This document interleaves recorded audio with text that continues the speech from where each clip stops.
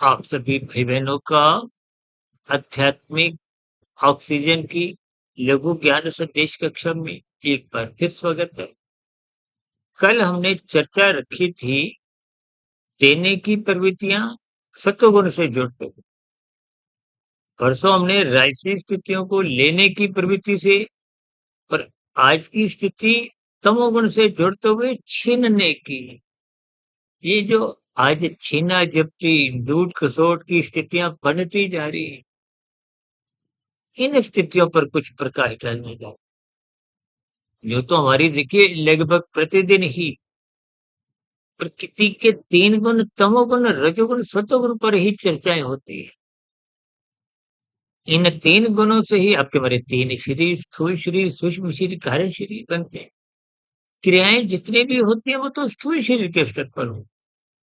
लेकिन क्रियाओं से पूर्व मन बुद्धि के स्तर पर जैसे-जैसे विचार आते हैं, वो मन बुद्धि की स्थितियाँ हैं, सूक्ष्म शरीर की स्थिति है।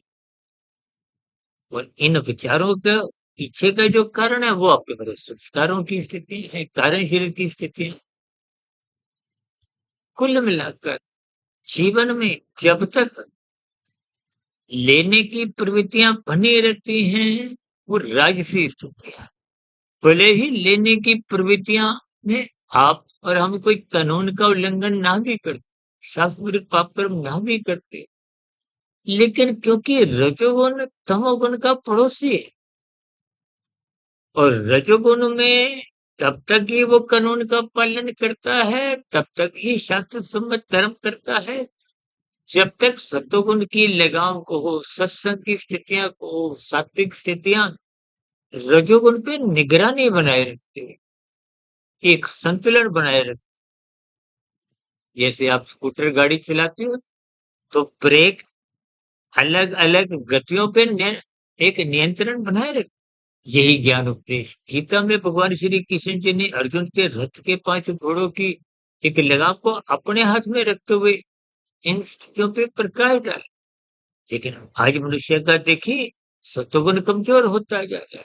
सत्संग की स्थितियां कमजोर होने का कारण राजसी स्थितियां का बिगड़ना। क्या यूं को कि सत्वगुण कमजोर होने पे ही राजसी स्थितियां बिगड़ने लगती है, भोग विषयों को भोगने की लत पड़ जाती है। आज 24/7 विषय भोगों की आसक्ति ही ये लेने की प्रवृत्तियां, संग्रह की प्रवृत्तियां और संग्रह की प्रवृत्तियां ही मनुष्य को कानून का उल्लंघन करने को, शास्त्र विरुद्ध पाप कर्म करने को बाध्य कितना गहरे तल पे कर जाती है। मनुष्य को इसका बोध ही नहीं रहता।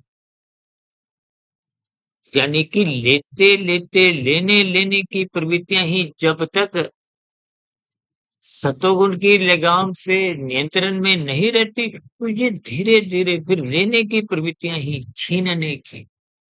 आजकल तो देखिए, आप देखोगे डिजिटल अपराध बढ़ते जा रहे हैं।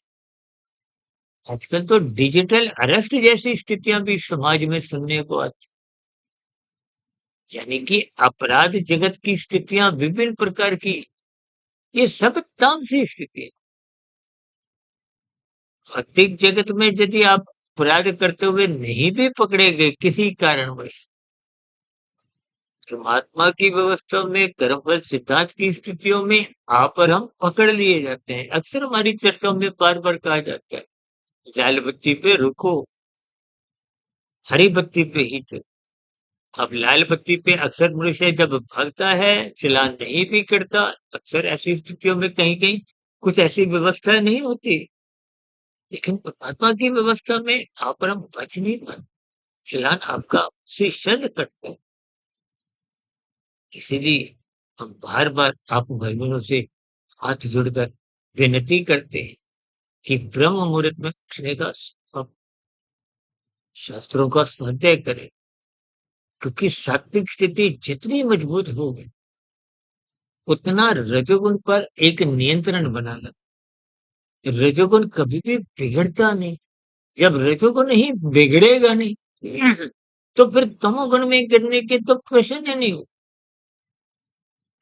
जब भोग इच्छाएं अमर्यादित नहीं होती, अवारा गति की स्थितियों में नहीं ले जाती, तब तक तो फिर आप कानून का उल्लंघन, शास्त्र पाप कर्म क्यों करो? इसलिए इन सभी स्थितियों को ज्ञानपूर्वक समझते हुए आरंभ से ही सत्वगुण का एक भरपूर संग, ताकि आप और हम ब्रह्म मुहूर्त में उठे।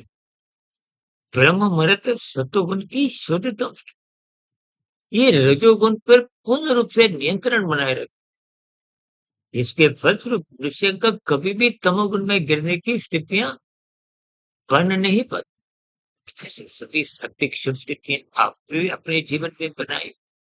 आप भी ब्रह्म मुहूर्त में उठिए, शास्त्रों का स्वाध्याय करें, अपने जीवन को नियंत्रित, संतुलित, व्यवस्थित, अनुशासित बनाए, ताकि दिन की ऐसी स्थितियां, विषय भोग की शक्तियां कोई बिगाड़ ना लाए, ताकि आप और हम तमोगुण में ना, ताकि ये छीना झपटी, लूट खसोट, चोरी, डकैती, तो घोटालेबाजी की स्थितियां भी कुछ कहीं कहीं सुनने में आती। इन सभी निंदक स्थितियों से आप बचे।